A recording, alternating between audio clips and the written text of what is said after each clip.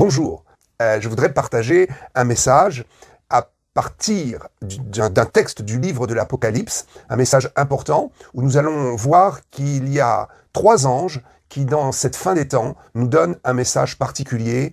Alors, ce qui est important, c'est que le message de ces 3 anges, dont nous parle Jean dans ses visions, le message de ces 3 anges est un message qui est finalement successif aux événements de la fin des temps. Et donc ces messages vont se hiérarchiser dans le temps, si je puis dire ainsi, c'est-à-dire qu'ils vont se positionner les uns derrière les autres. Alors je vais particulièrement détailler le message du second ange, donc il y a le premier, deuxième et troisième, du second, qui va nous parler de Babylone et de la grande prostituée. Ceci est très très intéressant et je voudrais vraiment mettre aujourd'hui un grand coup de projecteur et mettre la lumière sur le message que nous donne ce deuxième ange. Alors, ceci se situe dans Apocalypse chapitre 14, versets 6 à 10. Je vais faire la lecture pour vous et je vais expliquer. Commençons par donc le verset 6. Je vis un autre ange qui volait par le milieu du ciel, ayant un évangile éternel pour l'annoncer aux habitants de la terre, à toutes les nations, à toutes les tribus, à toutes les langues et à tous les peuples. Il disait d'une voix forte, « Craignez Dieu et donnez-lui gloire, car l'heure de son jugement est venue, et adorez celui qui a fait le ciel et la terre, et la mer, et les sources d'eau. » Un premier message qui nous demande d'adorer Dieu, parce qu'effectivement, le troisième ange va nous dire qu'un homme va se prendre pour Dieu et va vouloir se faire adorer. Donc la meilleure façon de pouvoir échapper aux adorations falsifiées, diaboliques, aux adorations trompeuses, la meilleure façon, c'est réellement de tourner ses regards vers Jésus-Christ, vers le Dieu d'Israël, vers le Dieu de la Bible et de commencer à l'adorer lui. Donc premier ange, premier message. Je vais expliquer dans un instant. Deuxième ange, deuxième message à partir du verset 8, et c'est là où nous aurons un peu plus de détails et d'explications. Et un second ange suivi en disant, donc il suit. C'est important de juste ouvrir une parenthèse ici pour dire que l'Apocalypse est fait de multiples visions, multiples messages, multiples choses qui vont nous permettre de comprendre quels seront les événements juste avant le retour du Seigneur, quels seront les événements qui vont se succéder, se chevaucher depuis l'origine qui est l'Église primitive jusqu'à l'enlèvement de l'Église, autrement dit 2000 ans d'histoire. Donc l'Apocalypse est très intéressant puisque l'Apocalypse nous dépeint réellement le parcours de l'Église avec les bénédictions, les persécutions et l'évolution de ce monde depuis 2000 ans. Alors dans l'Apocalypse, on dit toujours qu'effectivement, il ne faut pas lire du premier chapitre jusqu'au dernier en pensant qu'on va avoir une histoire qui se suit avec des événements qui se suivent et qui sont hiérarchisés. Absolument pas. Les couches successives de révélation, comme j'aime à le dire très souvent, se superposent, se mélangent et on ne peut pas dire que les chapitres finalement nous donnent une histoire successive avec des événements qui vont se dérouler d'une façon chronologique dans le temps. L'Apocalypse nous ouvre les yeux sur des réalités qui sont spirituelles et des réalités qui vont effectivement se chevaucher, se mélanger, s'entrecroiser. Mais il y a certains passages dans le livre de l'Apocalypse qui sont réellement des passages qui nous donnent une idée successive et hiérarchisée des événements. Et donc ces 3 anges-là vont réellement se positionner dans l'annonce de 3 messages qui vont être successifs, c'est-à-dire les uns derrière les autres, le premier, puis le second, puis le troisième. Alors le deuxième ange, donc, qui suit le premier, va dire « Elle est tombée, Babylone la grande, qui a abreuvé toutes les nations du vin de sa fureur et de son impudicité. » Il y a donc là ici l'annonce de Babylone qui tombe et il est également expliqué ce qu'a fait Babylone et quel est le rôle de Babylone finalement dans l'Apocalypse. Alors ensuite, nous allons arriver au troisième ange.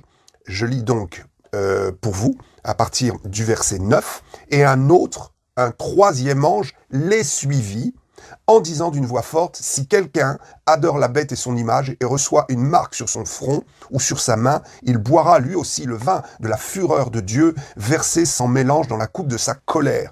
Et il sera tourmenté, donc celui qui adore la bête et qui prend la marque de la bête, il sera tourmenté dans le feu et le soufre devant les saints anges et devant l'agneau.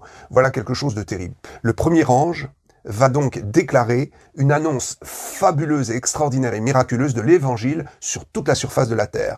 Deuxième ange annonce la chute de Babylone, et troisième ange annonce la marque de la bête, et effectivement, nous le comprenons, les tribulations qui vont être là présentes pendant la marque de la bête. Alors, je dois dire que ce troisième ange, finalement, montre et annonce clairement que la marque de la bête sera imposée quand l'Église sera enlevée. Alors je voudrais tout de suite répondre à une interrogation que certains se font à ce sujet. Bien sûr, je ne vais pas détailler ce troisième ange aujourd'hui, ni le premier, je ne vais pas détailler vraiment d'une façon très explicite et très complète, parce que nous n'aurons pas le temps. Le but de cette vidéo, c'est de vous détailler le message du deuxième ange, mais je vais rapidement ici expliquer quelque chose. Il y aura effectivement, après l'enlèvement, des gens qui vont se tourner vers Dieu, et il y aura également toute une partie d'Israël qui, étant revenu très très très fort à la Torah, va découvrir, toute une partie d'Israël qui va découvrir le Messie, son Sauveur, seront les prémices de la grande découverte de tout Israël vis-à-vis du Messie, qui se produira lors que Jésus reviendra pour poser ses pieds sur le mont des Oliviers. Donc à ce moment-là, tout Israël le reconnaîtra et verra, selon la prophétie de l'Ancien Testament, et ils verront celui qu'ils ont percé ou transpercé, et ils adoreront donc Jésus qui est mort à la croix. Il y aura donc avant cela des prémices de la conversion d'Israël qui feront que beaucoup de Juifs vont découvrir le Messie, et également beaucoup de païens vont se tourner vers Dieu, et ils seront effectivement les uns et les autres dans un contexte de grande persécution. Et puis il y aura les chrétiens, enfin ceux qui se disent chrétiens aujourd'hui, et qui ne sont pas nés de nouveau, qui ne sont pas vraiment convertis, et qui ont juste l'apparence de la piété, l'apparence du christianisme, et qui donc ne seront pas enlevés, ne bénéficieront pas des noces de l'agneau, mais ensuite vont réellement naître de nouveau et se convertir, parce qu'ils seront interpellés par l'enlèvement de l'Église, les événements terribles qui vont se passer dans ce monde, et donc ils vont se convertir. Donc nous allons avoir, je puis dire, trois populations qui vont venir à Jésus après l'enlèvement de l'Église: certains juifs, certains païens, et les chrétiens qui ne se seront pas engagés totalement avec Dieu, qui ne seront pas nés de nouveau, qui étaient là déjà avant l'enlèvement et qui vont rester. Donc parmi toute cette catégorie de gens, effectivement, beaucoup vont refuser de prendre la marque de la bête. C'est pourquoi nous pouvons affirmer qu'il y aura des chrétiens qui vont refuser la marque de la bête. Mais nous ne pouvons pas dire que c'est l'ensemble de la chrétienté, puisque certains disent, voyez, puisque certains chrétiens vont refuser de prendre la marque de la bête, il y a d'autres versets qui expliquent ça, que certains qui auront donné leur cœur à Jésus et suivront le Christ ne prendront pas la marque de la bête. Donc, nous ne pouvons pas dire que parce que certains chrétiens ne prendront pas la marque de la bête, que c'est une évidence de pouvoir constater que l'Église ne sera pas enlevée. Pas du tout. Il restera des chrétiens qui vont se convertir et donc qui ne prendront pas la marque de la bête, donc, et qui n'adoreront pas l'image. Donc je voudrais tout de suite vous rassurer. Les événements de la crise sanitaire d'aujourd'hui n'identifient pas encore et n'identifient pas du tout une marque de la bête. C'est un prémisse, c'est déjà une préparation, c'est déjà une voie qui s'ouvre, mais ni le virus ni le vaccin ne portent en eux la marque de la bête. Ça va arriver après. Et puis, nous comprenons que pour l'instant, il ne nous est pas imposé d'adorer l'image de la bête qui est le gouvernement mondial. Mais pour l'instant, je voudrais revenir donc au premier ange rapidement et puis détailler le message du second ange. Alors, en ce qui concerne le premier ange, beaucoup se sont posé la question et ont dit oui, mais il est impossible qu'un ange annonce l'évangile parce qu'il est donné aux hommes d'annoncer l'évangile. Alors, oui, c'est vrai et c'est faux, mais nous voyons quand même certains anges qui apparaissent dans l'Ancien ou dans le Nouveau Testament, qui apportent un message de Dieu et qui apportent le message du royaume de Dieu. Nous voyons aussi l'ange qui se présente, vous savez, dans l'histoire de la Nativité, et qui annonce effectivement le Sauveur, etc.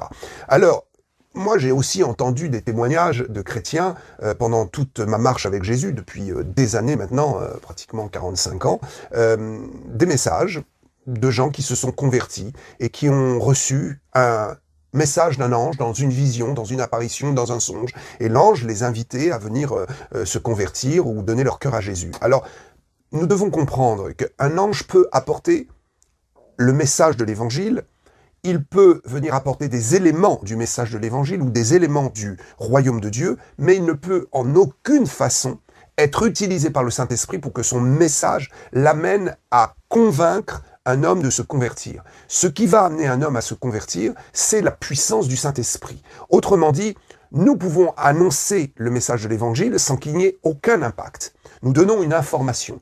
Mais quand l'information se transforme en message puissant qui convertit les cœurs, cela veut dire que le Saint-Esprit a pris le relais dans notre message. Donc, il est vrai de pouvoir comprendre que n'importe qui peut annoncer l'évangile, même un ange, mais ce qui fait que l'autorisation d'annoncer l'évangile dans le cadre de l'assistance du Saint-Esprit n'est donnée qu'aux hommes et qu'à ceux qui sont déjà convertis. Donc ceci est très très important parce que il n'y a qu'un homme qui puisse annoncer l'évangile à un autre homme et l'entraîner à la conversion. Donc qu'est-ce que ça veut dire cette histoire de l'ange qui est dans le ciel avec un évangile éternel et qui va annoncer la bonne nouvelle au monde entier? Eh bien donc tout simplement cet ange, c'est un satellite. C'est un satellite. Oui, vous savez, il y a des images comme ça qui nous sont données dans l'Apocalypse qu'il faut décrypter.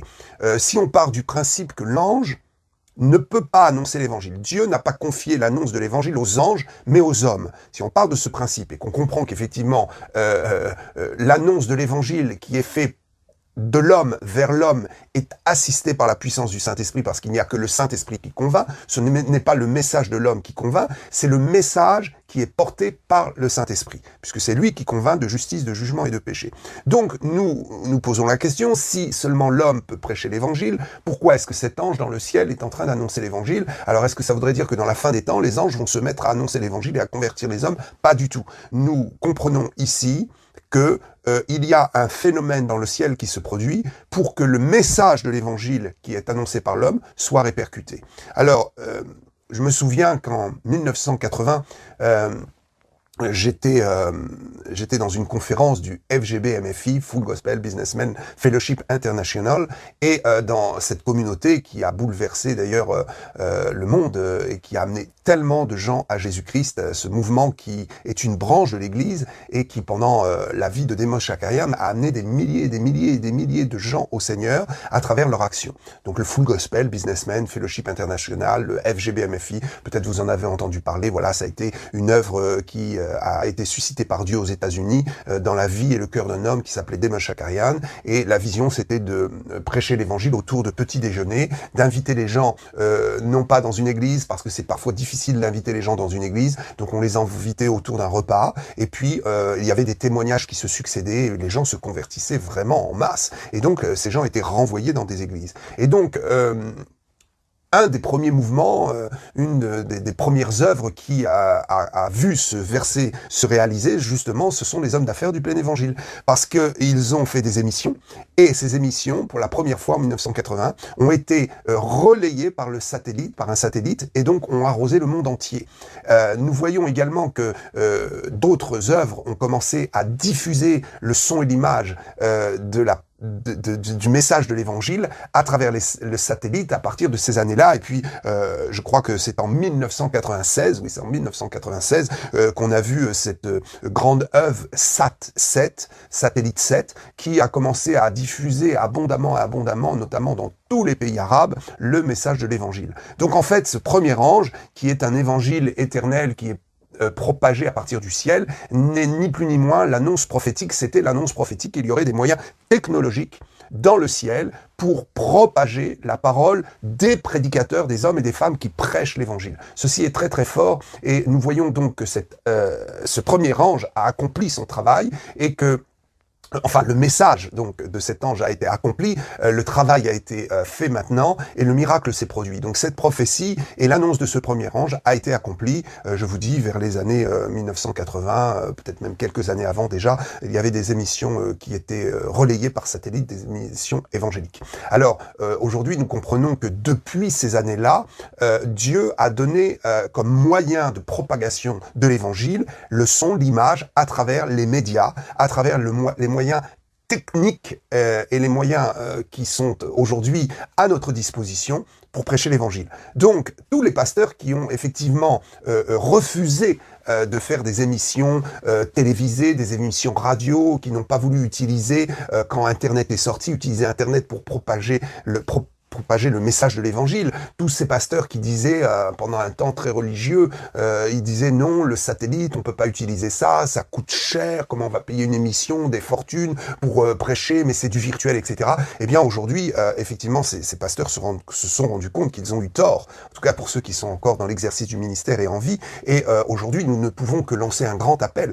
en disant, voyez, l'annonce de l'évangile a eu des phases différentes dans ses moyens d'action depuis 2000 ans. Et donc, si avant, on prêchait l'évangile en allant avec un sac à dos à pied dans les routes poussiéreuses d'Israël ou du Moyen-Orient, et ensuite il y a eu les chevaux, ensuite il y a eu les calèches, ensuite on s'est organisé différemment. Après, il y a eu effectivement les moyens de déplacement, le train, l'avion, etc., où les prédicateurs ont pu donner le message de l'évangile plus rapidement et plus efficacement au-delà de leurs frontières. Et puis ensuite sont apparus les moyens technologiques extraordinaires que sont les moyens de relais par satellite, les moyens de relais par Internet, les moyens de relais par tous les réseaux sociaux. Donc, comprenons aujourd'hui que cela, c'est une volonté de Dieu, c'était annoncé, et nous devons utiliser cela complètement. Les pasteurs et les évangélistes d'aujourd'hui qui ne sont pas dans cette vision du relais de la parole de Dieu par les médias sont en retard et doivent aujourd'hui vite rattraper le retard. Donc j'invite tous ceux qui nous écoutent, tous les prédicateurs de l'évangile, qui n'ont pas encore mis en place des moyens de relais par les réseaux sociaux, moyens de relais de leur message, il faut qu'ils le fassent rapidement parce que ça, c'est le temps de le faire aujourd'hui, parce qu'un jour viendra où on nous coupera l'accès à tous ces moyens de communication. Je crois que l'accès sera coupé d'ailleurs juste avant l'enlèvement de l'Église, voire même après l'enlèvement de l'Église. Donc profitons. Voilà le message de ce premier ange. Alors il y aura encore beaucoup de choses à dire par rapport au message et à ce que veut nous annoncer ce premier ange et à l'idée qu'il représente à travers les moyens de communication modernes. Mais je vais m'arrêter là parce que ce n'est pas vraiment le but. Le but, c'est de vous parler de ce second ange, de vous parler de Babylone, de vous parler de la prostituée qui est décrite dans l'Apocalypse, et de vous parler également du blasphème. Vous savez, le blasphème, on croit toujours que c'est effectivement lancer des jurons, insulter Jésus, insulter l'Église, insulter la grâce.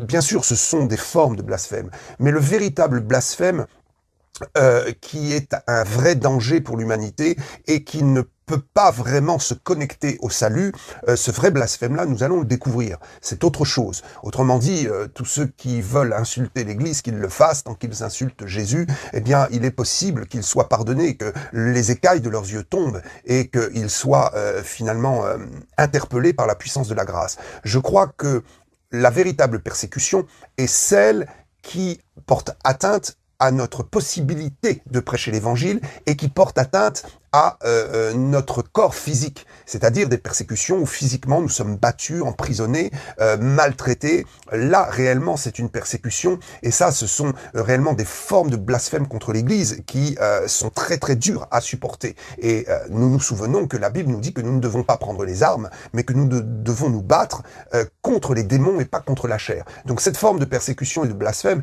est une forme très difficile à accepter et nous n'en sommes pas encore là, bien heureusement par la grâce de Dieu dans nos pays européens, nous n'avons pas vraiment connu cela. Ce sont les pays de l'Est et d'autres pays dans le monde, des pays musulmans notamment, où nos frères en Christ doivent subir ce blasphème terrible contre l'Église. Et donc ils doivent se battre avec les armes de l'esprit et pas les armes de la chair. C'est pourquoi nous ne prenons pas les armes et nous ne tuons pas nos persécuteurs, mais nous prions pour eux. Alors, ensuite, il y a la persécution, effectivement, par la parole, le blasphème par la parole, où, effectivement, quelqu'un va vous insulter ou quelqu'un insulte l'Église. Alors, certains se lèvent contre ça et disent « Oh, mais nous devons arrêter cela, nous devons porter en justice, nous devons faire emprisonner ces gens et nous devons même peut-être les frapper, porter la main sur eux parce qu'ils n'ont pas le droit d'accuser et de blasphémer contre notre Seigneur et contre l'Église. » Là encore, la Bible nous dit que effectivement, si nous n'avons déjà pas le devoir et le droit de nous lever et de frapper nos ennemis qui nous emprisonnent et qui nous persécutent dans la chair, à combien plus forte raison nous ne devons pas porter la main contre ceux qui blasphèment et nous persécutent par la parole. Bon, je sais qu'il y a une grande religion dans ce monde qui dit qu'il ne faut pas toucher aux prophètes et que si on touche aux prophètes, on va se faire trancher la gorge. Eh bien, nous avons un Dieu d'amour, un Dieu de tolérance, un Dieu qui nous demande de sauver celui qui blasphème et de ne pas le condamner, parce que c'est Dieu seul qui condamne. Et si quelqu'un persiste dans son blasphème et meurt dans son blasphème, en refusant la grâce, eh bien, c'est Dieu qui le jugera et qui l'enverra dans l'étang de feu et de soufre éternel. Mais ce n'est pas à nous de porter atteinte à la vie des gens. Alors, donc, il y a, comme je l'explique, pour être clair sur ce point, il y a le blasphème qu'on pourrait considérer, donc comme j'ai expliqué, une atteinte physique. Il y a le blasphème qui est une atteinte verbale. Et puis, il y a le blasphème qui est un comportement qui outrage Dieu. Et je vais expliquer, parce qu'effectivement, lorsqu'on parle de Babylone et lorsqu'on parle de la grande prostituée, nous avons inévitablement les regards qui vont se tourner vers cette histoire des noms de blasphème et du blasphème qui est utilisé par la bête et par la prostituée. Alors, pour poursuivre dans cette idée, je voudrais d'abord dire qu'il y a différents personnages qui apparaissent dans l'Apocalypse et qui apparaissent également dans les propos de l'apôtre Paul et dans l'Ancien Testament, et qui vont être finalement en connexion avec les personnages qui sont décrits dans l'Apocalypse. Il y a la bête, il y a l'antéchrist, il y a le faux prophète, il y a le dragon, et il y a la femme prostituée. Alors, ces personnages vont donc jouer un rôle important dans la description apocalyptique du livre de Jean, et ces personnages vont décrire également ce qui va se passer dans la fin des temps, avant le retour de Jésus, pendant l'enlèvement, après, donc pendant les tribulations et au retour de Jésus. Donc, la bête, je veux juste vous donner quelques petites marques de repère. La bête, ça, c'est le gouvernement mondial. Ok. La bête va recevoir ses ordres directement du dragon, qui est Satan. Satan lui-même va se faire adorer, va inspirer, va se faire obéir par la bête, qui est le gouvernement mondial. Donc bête, dragon, et puis nous avons l'antéchrist, qui lui est aux ordres de la bête, pour aider la bête, donc le gouvernement mondial, à réaliser son projet. Il faut donc un homme qui soit un petit peu à la tête, qui soit un peu le chef, et qui va coordonner et je veux dire, et mettre en place ce que la bête, le gouvernement mondial, va projeter de faire. Donc il y a un gouvernement et il y a un homme qui va lui être un peu le chef de ce gouvernement et qui va arriver sur la scène publique comme étant un peu le chef du monde. Bien. Alors, lorsqu'on parle d'antéchrist, il ne faut pas dire antichrist, c'est un mot qui n'existe pas d'ailleurs, c'est plutôt antéchrist. Cela veut dire celui qui prend la place. Anté ne veut pas dire avant, mais veut dire celui qui prend la place. L'antéchrist, selon le terme du Nouveau Testament, le terme grec, veut dire celui qui veut prendre la place et qui va prendre la place du Christ. Donc il y a l'antéchrist qui est un homme, et il y a les antéchrists qui sont en fait des hommes qui ont joué un rôle évidemment très négatif, très néfaste, et qui ont été porteurs depuis 2000 ans de l'esprit qui va animer l'antéchrist. Autrement dit, l'antéchrist sera un homme qui sera animé d'un esprit absolument satanique et qui sera animé d'idées et de projets qui vont se concrétiser par la bête, le gouvernement mondial. Et donc déjà, avant qu'apparaisse la bête, avant qu'apparaisse l'antéchrist, déjà l'esprit de l'antéchrist agit dans le monde depuis 2000 ans. C'est pourquoi d'ailleurs Jean dira qu'il y a déjà plusieurs antéchrists. Voilà. Donc ensuite, il y a le faux prophète. Et puis, il y a la prostituée. Alors, faux prophète, je ne vais pas expliquer tout de suite, c'est assez long, mais je vais plutôt parler de la prostituée parce que le message du second ange, suivons bien mes explications, le message du second ange qui a vu tomber Babylone, la grande, qui abreuvait toutes les nations du vin de son impudicité. Ce deuxième ange, lorsqu'il nous donne le message de Babylone qui est tombée, nous amène effectivement à réfléchir, à nous positionner pour savoir qui est Babylone et qu'est-ce que c'est que cette histoire de Babylone et finalement qu'est-ce qu'est cette histoire de cette impudicité, de cette fureur.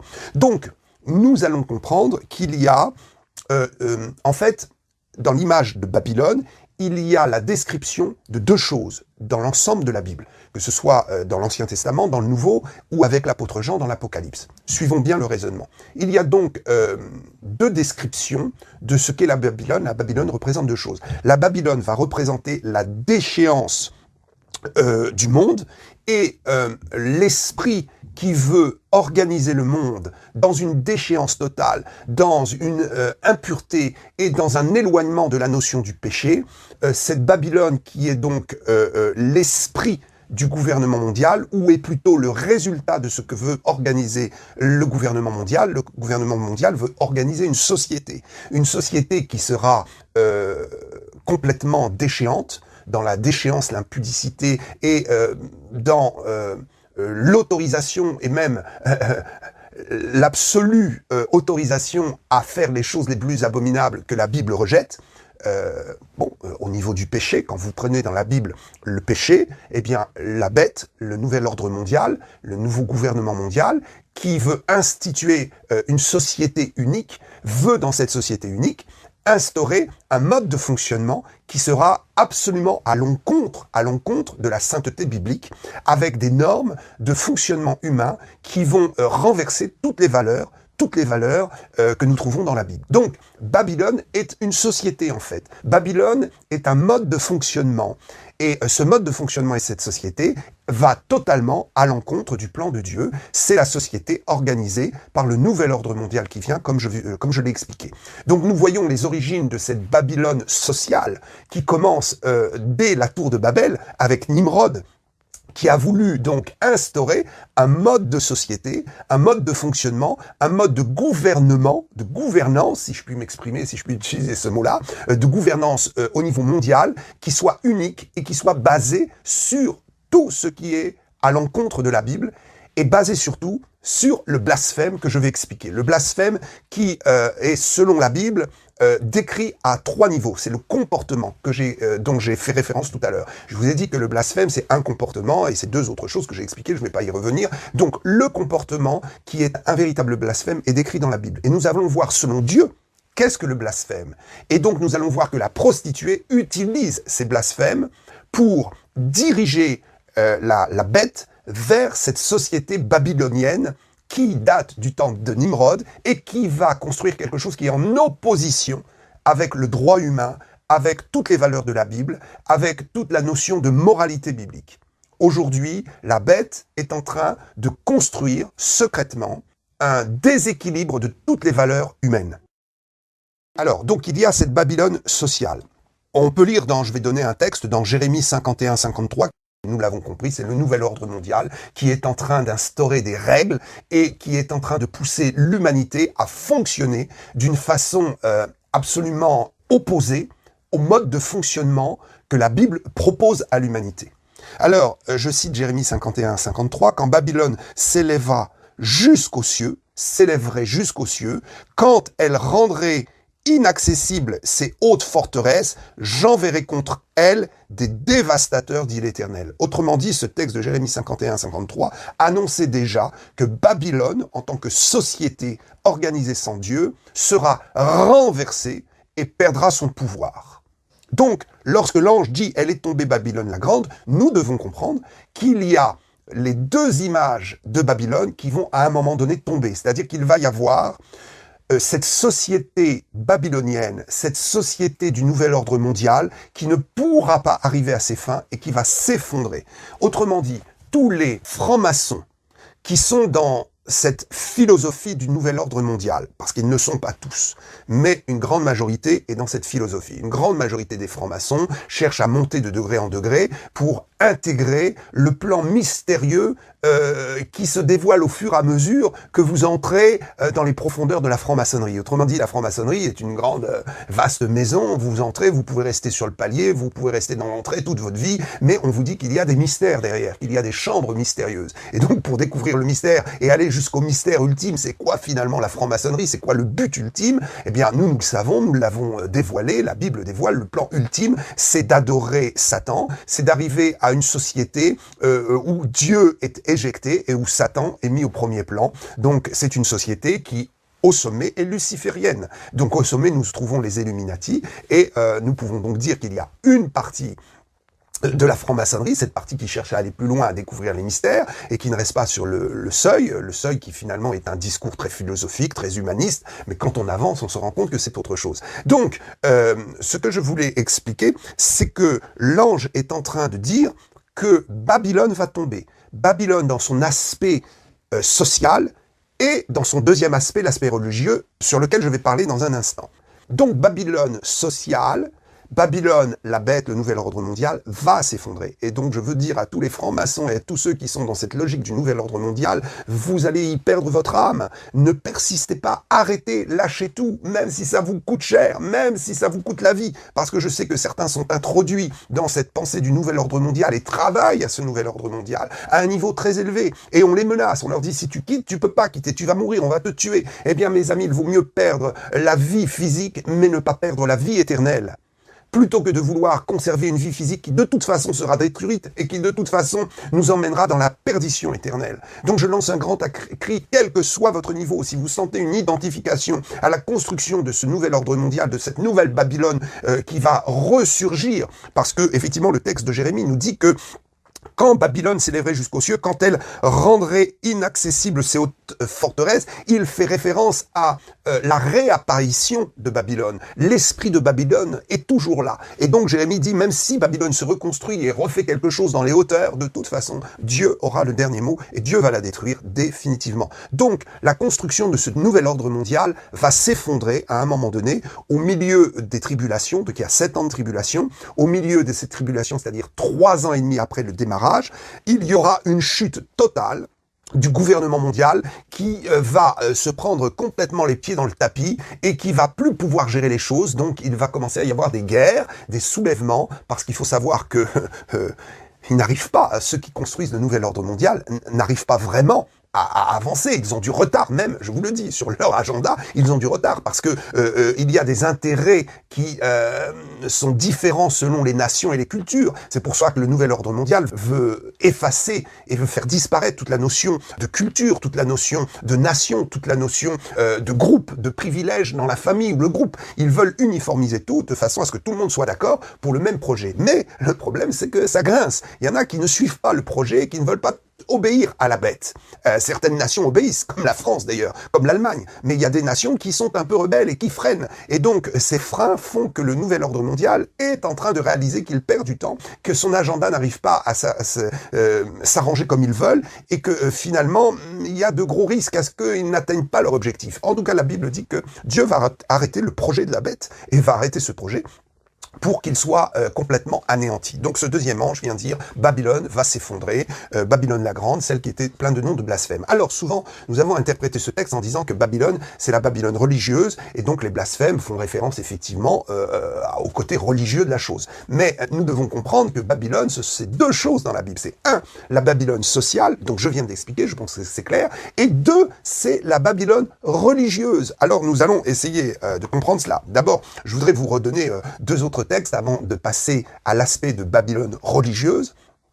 Donc Babylone, finalement, c'est un mode de société et c'est un mode aussi de fonctionnement religieux. Et tout ça va s'effondrer. Alors, pour ce qui est le mode social, j'ai cité Jérémie, mais je voudrais citer Jésus, qui, dans Matthieu 24, 12, va dire que l'iniquité va s'accroître. L'iniquité s'accroît, ça veut dire que Babylone sociale est en train de s'installer. Et le nouvel ordre mondial est en train de mettre en place l'iniquité partout pour arriver à ses fins. Et nous allons comprendre pourquoi. Parce que pour que le pouvoir social puisse tenir bon, il faut que derrière, il y ait un aspect qui soit spirituel. Et cet aspect spirituel et religieux, c'est justement Satan qui veut prendre le gouvernement du monde et donc imposer les choses les plus abjectes, les choses les plus graves en matière de péché, parce que lui, Satan, vit dans le péché, il pousse les hommes à pécher, il veut faire tomber toute l'humanité dans le péché. Donc forcément, quand Jésus dit que l'iniquité va s'accroître, c'est évidemment, Satan est en train de pousser les hommes à pécher, à blasphémer,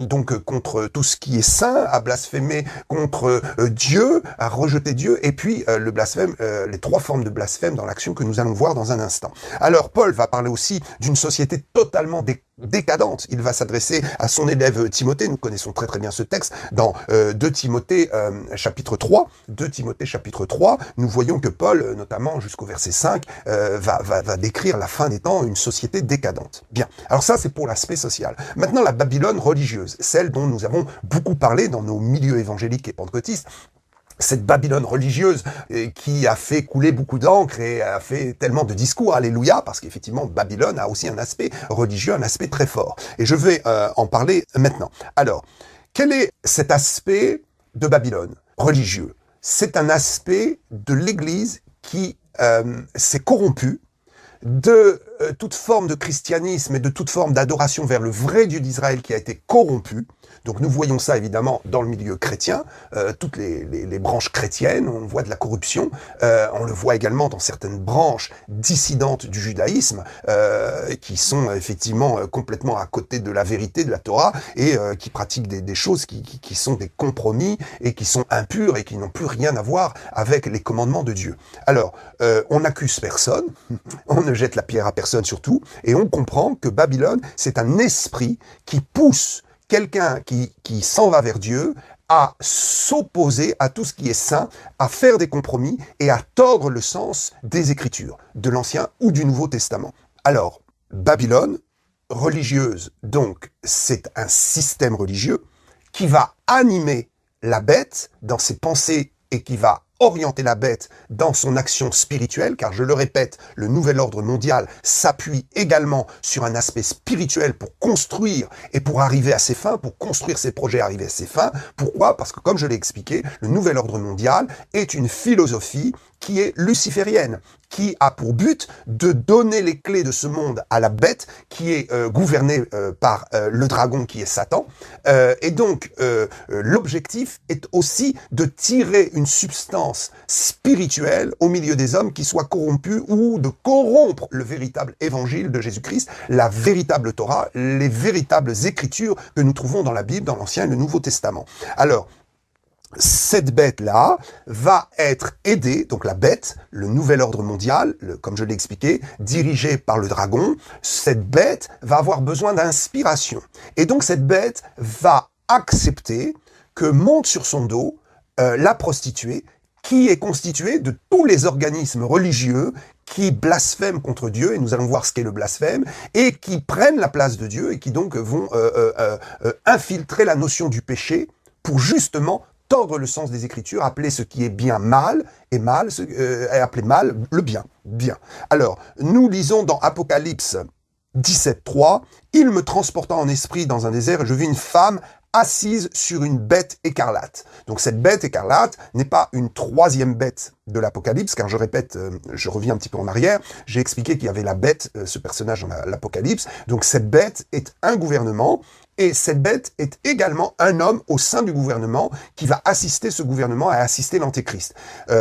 Ceci, on va le trouver dans Apocalypse 13, où nous voyons apparaître la bête qui monte de la mer et la bête qui apparaît et qui monte de la terre. Donc la bête qui monte de la mer, c'est le gouvernement mondial, et la bête qui monte de la terre, c'est une deuxième bête, qui est une bête qui assiste la première bête. Donc, comme je viens de l'expliquer. Et puis, certains ont pensé qu'il y avait une troisième bête dans l'Apocalypse, cette bête écarlate. Mais en fait, cette bête écarlate n'est rien d'autre que la bête d'Apocalypse 13 qui monte de la mer. Voilà, j'espère que mes explications sont claires. Alors, je continue la lecture, donc il me transporta en esprit dans un désert et je vis une femme assise. Voilà, cette femme, c'est la grande prostituée, elle est assise sur la bête écarlate. Donc la bête qui est là, qui est montée de la mer et donc qui est le gouvernement mondial. Donc cette prostituée, elle est pleine de noms de blasphème ainsi que la bête. Donc lisons attentivement le texte.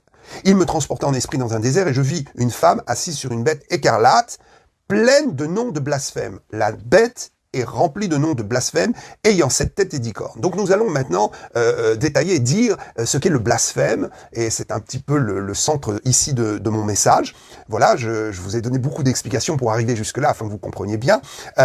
Donc il est dit que des blasphèmes sont sur la bête. Qui va mettre ces blasphèmes sur cette bête, ou qui va orienter les blasphèmes dans le système de la bête, c'est-à-dire le gouvernement mondial, la femme qui est dessus, qui est une femme religieuse prostituée. Donc, qui va identifier tous ceux et celles comme je l'ai dit tout à l'heure, qui soit dans des mouvements, ou soit ont créé des mouvements, qui sont devenus décadents, des mouvements religieux, qui sont devenus décadents, qui acceptent le péché, qui blasphèment contre Dieu, nous allons voir comment, et qui donc introduisent dans ce monde l'idée d'une religion pervertie et corrompue.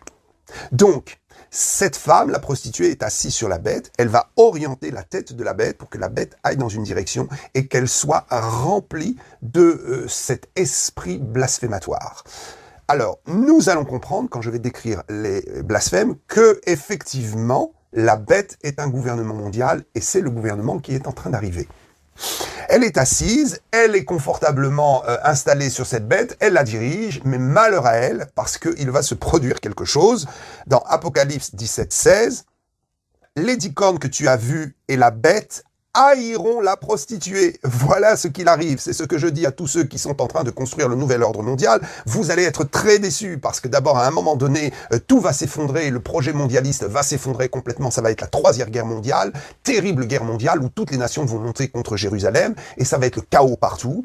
Et donc le mode de société voulu par Babylone ne pourra jamais avoir le jour finalement, jamais voir le jour. Souvenez-vous, avec Nimrod, Dieu est intervenu. Nimrod n'a jamais pu faire voir le jour à cette société décadente et conduite par un seul homme, un seul gouvernement et sous un règne satanique. Ça n'a jamais eu lieu, ça n'aura jamais lieu. Donc, nous voyons la grande déception apparaître dans l'Apocalypse. Donc, pour ceux qui pensent que, effectivement, Babylone, ça va fonctionner, donc le deuxième ange dit non. Et nous voyons la grande déception pour ceux qui sont religieux et qui sont dans la décadence religieuse pour commettre les choses les plus abominables.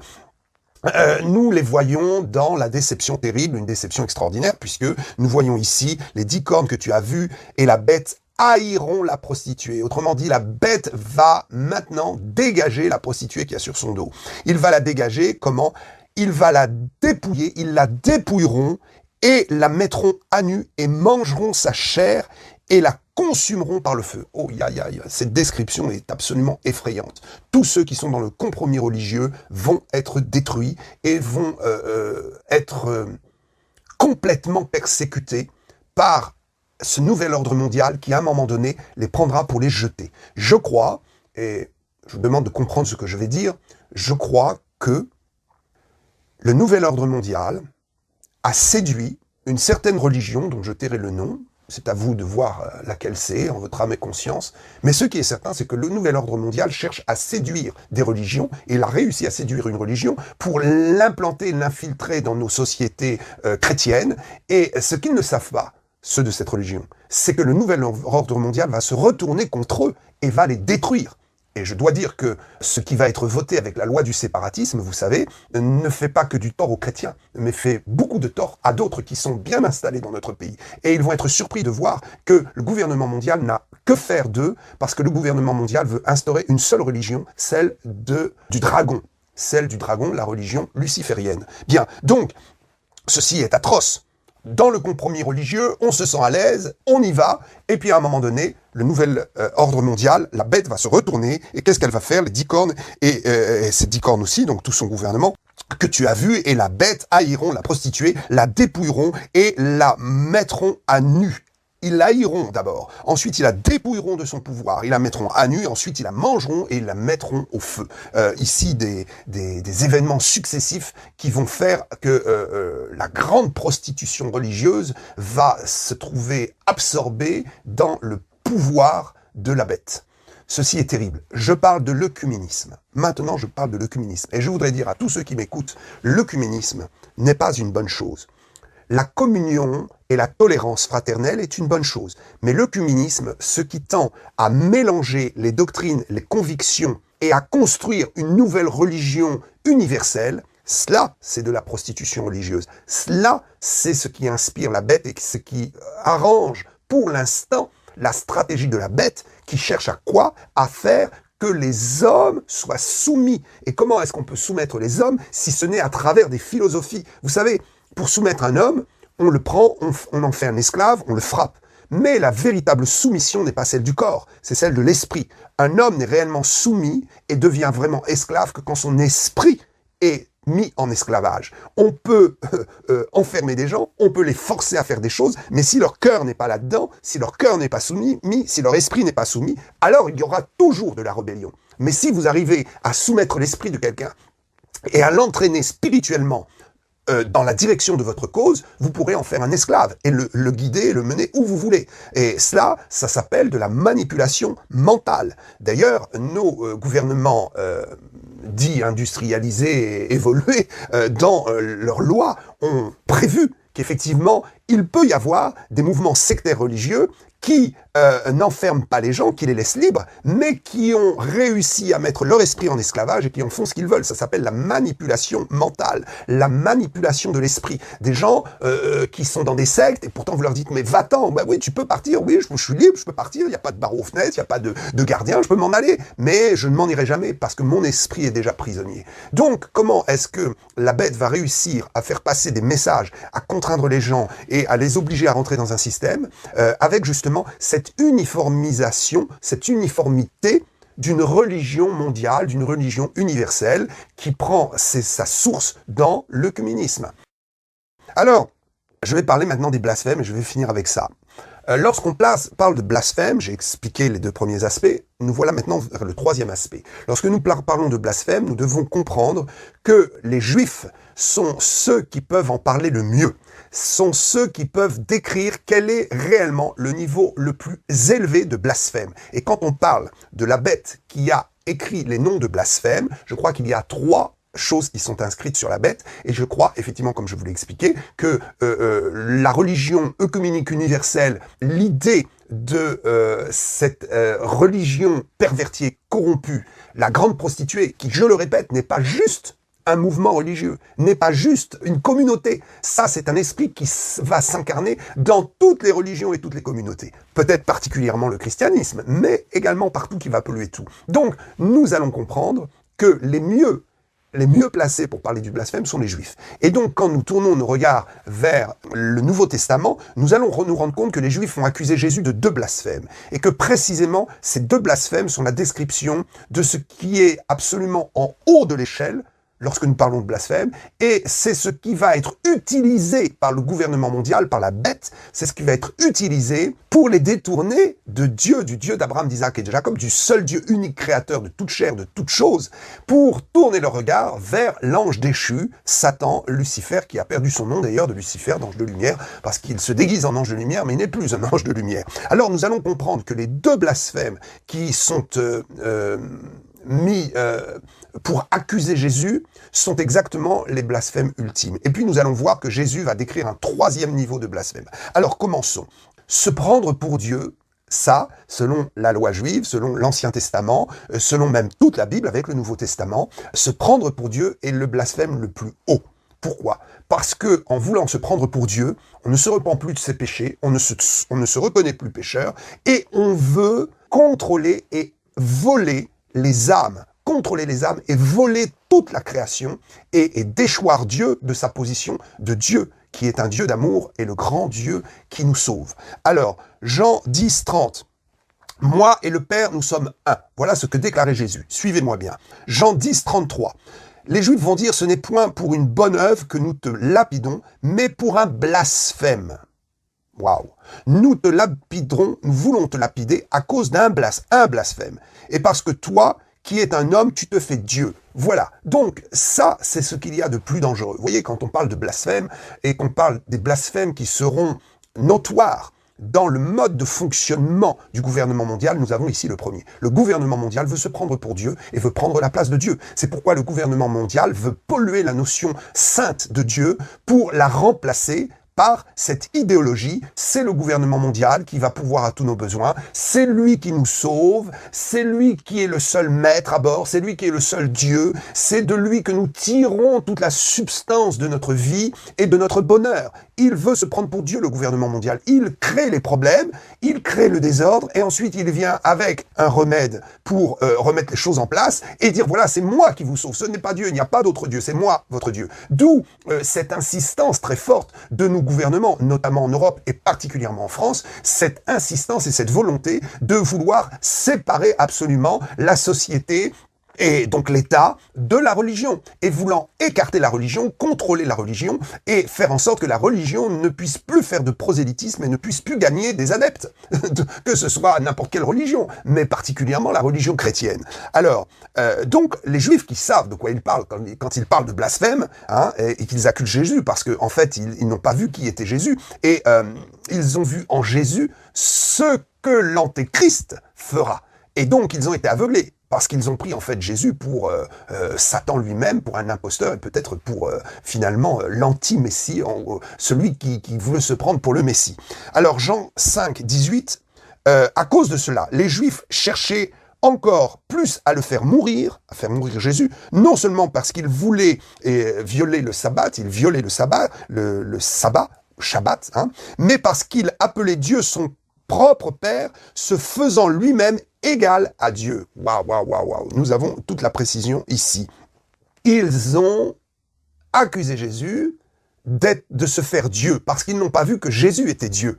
Et donc c'est normal, n'ayant pas la révélation que Jésus était Dieu, il est normal qu'il colle sur lui l'étiquette du blasphème le plus élevé, et nous allons voir le deuxième blasphème le plus élevé, qui marche ensemble. Il lui colle cette étiquette pour dire, écoute, là, tu vas loin, on va te tuer, on va te lapider. Alors, nous comprenons que c'est ce que va faire l'Antéchrist. C'est ce que va faire ce gouvernement mondial. Il va vouloir se prendre pour Dieu, il commence déjà à se prendre pour Dieu en créant des problèmes, et en venant avec des soi-disant solutions, c'est moi, votre Dieu, c'est moi qui vais vous sortir d'affaires.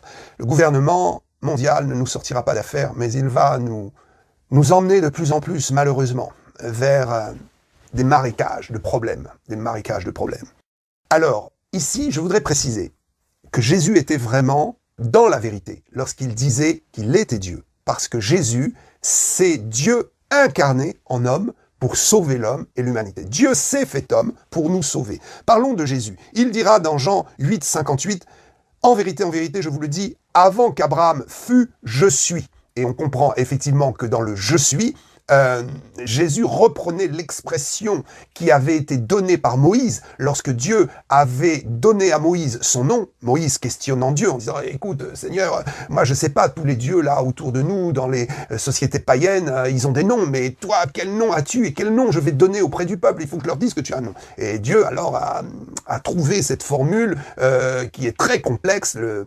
tétragramme, n'est-ce pas, qui peut faire penser plutôt à Yahvé, mais qui n'est pas vraiment Yahvé, et qui dit littéralement je suis celui qui suis. Ça c'est effectivement la traduction française, mais le tétragramme qui se trouve d'ailleurs dans Exode 3.14, où Dieu dit « je suis celui qui suis », la véritable traduction c'est « je suis éternel ». Où j'ai l'éternité. C'est assez complexe à traduire. J'étais, je suis, je serai. En fait, je suis le seul Dieu qui est à l'origine de tout et qui est éternel. Je suis celui qui suis. Donc quand Jésus dit « je suis », en hébreu araméen, très certainement, les Juifs reconnaissent tout de suite l'allusion et disent « il insiste, il persiste, comment donc ?» Il se prend pour Dieu, il va même jusqu'à prendre le nom de Dieu. Alors, je vais ici vous donner, parce que vraiment, je pense que c'est intéressant que vous puissiez méditer là-dessus. Je vais vous donner rapidement, ouvrir une parenthèse, vous donner rapidement les 7 affirmations du « je suis ». Alors, Jésus a dit « je suis le pain de vie » dans Jean 6, 35, 48 et 51. « Je suis la lumière du monde » dans Jean 8, 12. « Je suis la porte des brebis » dans Jean 10, 7, 9. « Je suis le bon berger » Jean 10, 11, 14. Jean 10, versets 11 à 14. « Je suis la résurrection et la vie » Jean 11, 25. « Je suis le chemin, la vérité et la vie » Jean 14, 6. Et « Je suis le vrai cep » Jean 15, 1. Tous ces « je suis », ces 7 « je suis » décrivent parfaitement Dieu fait homme, incarné dans un corps humain, pour nous sauver, nous délivrer et nous donner tout ce dont nous avons besoin pour la vie. Vous remarquerez que Jésus ne dit pas « j'ai le pain de vie », j'ai la lumière du monde, j'ai la porte pour les brebis, j'ai la clé ou la direction du bon berger, j'ai la résurrection et la vie, j'ai la vérité et j'ai le chemin, j'ai le cep. Il ne dit pas j'ai, il dit je suis. Jésus est le pain de vie. Il n'y a pas la parole et le pain de vie. Il est la lumière, il ne possède pas, il ne vous donne pas la lumière. Il est la lumière qui vient en vous et quand vous le recevez, vous avez toute la lumière, etc. Alors, le deuxième blasphème, un, c'est de se prendre pour Dieu, et deux, c'est d'avoir l'autorité pour pardonner les péchés. Matthieu 9, 2 et 3. Et voici, on lui amena un paralytique couché sur un lit. Jésus, voyant leur foi, dit au paralytique, prends courage mon enfant, tes péchés te sont pardonnés. Waouh, waouh, waouh, waouh. Sur quoi quelques scribes dirent au-dedans d'eux, cet homme blasphème. La deuxième fois, on voit les Juifs désigner une action comme un blasphème, c'est ici. Nous voyons donc, premièrement, le blasphème, c'est de se prendre pour Dieu. Deuxièmement, le blasphème, c'est d'avoir la prétention de pouvoir purifier l'homme de son péché. Luc 5, 21. Les scribes et les pharisiens se mirent à raisonner et à dire, qui est celui-ci qui profère des blasphèmes, qui peut pardonner les péchés, si ce n'est Dieu seul? Il profère les blasphèmes, deux blasphèmes. Donc, premier, il dit qu'il est Dieu. Et deuxième, il dit qu'il pardonne les péchés. Qui peut pardonner les péchés, si ce n'est Dieu seul? Donc, il faut être Dieu. Donc il se prend pour Dieu. Et se prenant pour Dieu, il dit qu'il peut purifier l'homme de son péché. Alors évidemment, c'est ce que va faire le nouvel ordre mondial. C'est ce que va faire la bête dans l'Apocalypse. Elle va chercher à absoudre les péchés et à faire que finalement la notion du péché soit une notion qui ne soit plus du tout celle qui est dans la Bible. C'est pourquoi nous voyons aujourd'hui l'interdiction de prêcher sur certaines choses, l'interdiction de soi-disant culpabiliser certaines personnes qui sont dans une position dans leurs sentiments, dans leur vie amoureuse, dans leur vie sexuelle, une position également dans leur façon de s'amuser, etc. Donc nous voyons qu'effectivement il y a un transfert, une transformation de ce qui est péché. Qu'est-ce qui doit être péché, qui n'est pas péché? C'est pour ça que le nouvel ordre mondial dit maintenant, vous êtes purs, ne vous culpabilisez pas, je vous absous, je viens vous expliquer que en faisant telle et telle chose, ce n'est pas grave, ce n'est pas grave. Nous, on vous autorise à le faire, nous, on vous pardonne. C'est dans ce sens-là, c'est terrible. Et puis, le troisième blasphème, ça c'est Jésus qui va le décrire, et nous le comprenons, Matthieu 12, 31, c'est pourquoi je vous dis, tout péché et tout blasphème sera pardonné aux hommes, mais le blasphème, et là c'est la troisième notion la plus haute de ce que peut être le blasphème dans son action, le blasphème contre l'esprit ne sera pas pardonné. Waouh, waouh, waouh, waouh, waouh. C'est ce que va faire le gouvernement mondial. Il va se prendre pour Dieu. Il va chercher à déculpabiliser l'homme du péché, donc le laver de son péché quelque part, le laver de ses fautes, en disant non, ce n'est pas grave ce que tu as fait. Nous allons voir également que le nouvel ordre mondial va effacer des dettes, va faire sortir des gens de prison, va effacer des dettes juridiques. Et vous allez voir, nous verrons ces choses. Pourquoi? Parce qu'il va se prendre pour Dieu et il va lui-même se donner le pouvoir d'absoudre. Alors la conclusion, mes frères et sœurs, et vous qui me suivez, attention à ceux qui prennent la place de Dieu. Attention de ne pas prendre la place de Dieu sur cette terre. Vous qui êtes appelés à prêcher l'évangile, vous qui êtes appelés à assister les jeunes brebis du Seigneur, vous chrétiens qui êtes appelés à convertir des gens par votre message et à les encadrer. Parce que la notion de l'Église aujourd'hui, nous avons compris, la notion de l'Église a connu un essor extraordinaire. Ce ne sont plus simplement les pasteurs qui font le travail. Il n'y a plus de local. Nous sommes restreints dans notre participation au culte dans le local. Donc nous sommes bien obligés de nous réunir dans nos maisons, de nous réunir en famille. Ça veut dire quoi? Ça veut dire que le chef de famille prend conscience qu'il est un pasteur. Il n'est pas le pasteur pour l'Église, il est pasteur pour sa famille. Nous voyons les chrétiens qui prennent conscience que ne pouvons plus aller régulièrement à l'église, ils doivent se prendre en charge dans leur vie spirituelle et ils doivent aussi évangéliser. Et quand ils vont évangéliser, convertir quelqu'un, ils vont voir le grand devoir, ils vont apercevoir ce devoir d'assister cette brebis et d'être quelque part un pasteur. Donc cela veut dire quoi? Cela veut dire, mes frères et sœurs, qu'il y a de grands scandales actuellement dans nos milieux religieux. Des hommes se prennent pour Dieu. Des hommes falsifient la parole et blasphèment contre le Saint-Esprit. En disant que le Saint-Esprit n'est pas une personne, c'est un blasphème. En disant que les œuvres du Saint-Esprit sont des œuvres sataniques, c'est un blasphème. On l'a dit de Jésus. On a dit que Jésus chassait Satan par Satan, qu'il utilisait le pouvoir de Belzébul pour chasser les démons. Imaginez, quand un pasteur dit d'un autre pasteur qu'il chasse les démons ou qu'il fait tomber les gens par la puissance de Satan, c'est un blasphème parce que c'est le Saint-Esprit qui fait ces choses. Donc faites très attention de ne pas rentrer dans le blasphème. La condamnation qui va tomber sur la bête, qui va tomber sur la prostituée d'abord et ensuite sur la bête, la condamnation qui va tomber sur la philosophie babylonienne, cette condamnation est une condamnation directement qui va être directement sur ceux qui blasphèment. 1, qui se prennent pour Dieu. 2, qui pensent pardonner les péchés, et 3, qui portent atteinte à l'œuvre du Saint-Esprit. Faisons attention aujourd'hui, mes frères et sœurs, à ne pas nous substituer à l'autorité de Dieu dans la vie de quelqu'un. Faisons attention de ne pas contrôler les gens. Faisons attention aussi de ne pas tordre le sens des Écritures. Parce que pardonner les péchés, ça consiste en quoi finalement? Ça consiste à dire à un chrétien, oh mais tu sais c'est écrit ça dans la Bible, mais non, non, Dieu n'a pas voulu dire ça, c'est pas un péché.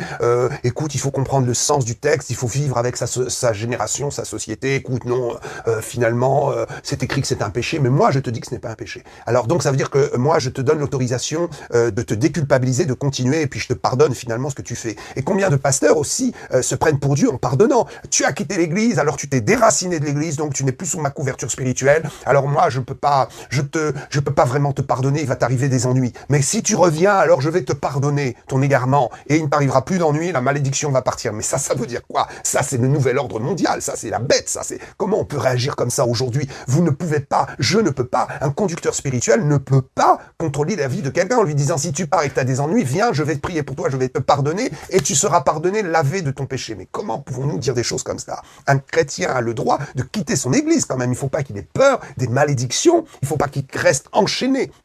Ça, c'est de la corruption spirituelle. Ça, c'est la marque de la bête, la marque du gouvernement mondial, la marque de l'antéchrist qui veut s'accaparer les hommes, qui veut les contrôler, qui veut les mettre sous une cloche et qui veut leur donner des autorisations. Si tu fais ça et tu n'as pas mon autorisation, alors tu as péché, tu vas souffrir. Mais si tu viens me demander pardon, alors c'est bon, tout va rentrer dans l'ordre, tu vas m'obéir et tu vas répondre à ma norme. Je voudrais dire que dans le livre d'Hébreux, il est écrit qu'il ne faut pas abandonner son assemblée. Mais je le dis et je le répète, ce n'est pas abandonner l'assemblée locale dont il est question, c'est abandonner le corps de Christ, l'assemblée des saints. Donc un chrétien qui ne reçoit plus de bénédiction, qui n'est plus à l'aise, qui ne sent plus sa place au sein d'une assemblée, a le devoir et le droit de pouvoir la quitter pour rejoindre une autre assemblée locale et pouvoir vivre la continuité de sa vie spirituelle. On n'a pas le droit de l'enchaîner ou de le tenir. Je vois tellement de chrétiens qui ont été déçus, qui ont été maltraités, qui sont restés assis sur une chaise, qui ont vu leur vocation être tuée, être crucifiée. On crucifie la chair, mais on ne crucifie pas les vocations, on ne crucifie pas la personnalité. Heureusement que chacun a sa personnalité. Dieu s'occupe de la sanctifier, cette personnalité. Donc, nous ne sommes pas avec quelqu'un pour toute une vie.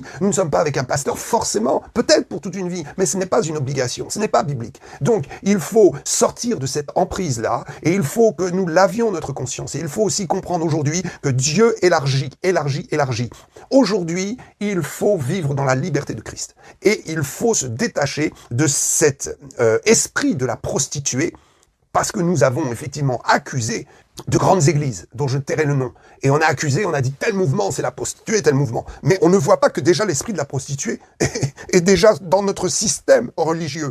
Il faut donc s'en débarrasser, parce que Jésus revient bientôt. Je voudrais finir avec cela. Beaucoup de textes nous montrent que le nouvel ordre mondial va se prendre pour Dieu, va se mettre dans une position où il va transformer le bien en mal, et il va appeler bien ce qui est mal, et mal ce qui est bien. Beaucoup de versets, mais je voudrais juste vous donner celui-ci. La bête. 2 Thessaloniciens 2,4, je finis avec ça. L'adversaire qui s'élève au-dessus de tout ce qu'on appelle Dieu ou de ce qu'on adore, jusqu'à s'asseoir. L'adversaire ira jusqu'à s'asseoir dans le temple de Dieu, se proclamant Dieu lui-même. Que Dieu nous aide à vivre dans la bénédiction du Saint-Esprit. Je prie pour votre vie spirituelle, je prie pour la liberté en Christ, je prie pour que vous soyez des pasteurs, des hommes, des femmes qui servent Dieu dans la loi spirituelle de l'amour, et que Dieu vous donne lui-même l'audience qu'il a décidé lui. Non pas une audience que vous allez créer avec un système, avec des contraintes, mais une audience qui sera votre audience parce que vous avez l'onction et parce que c'est Dieu qui vous envoie les gens. Que le Seigneur vous bénisse. À bientôt, à bientôt, à bientôt.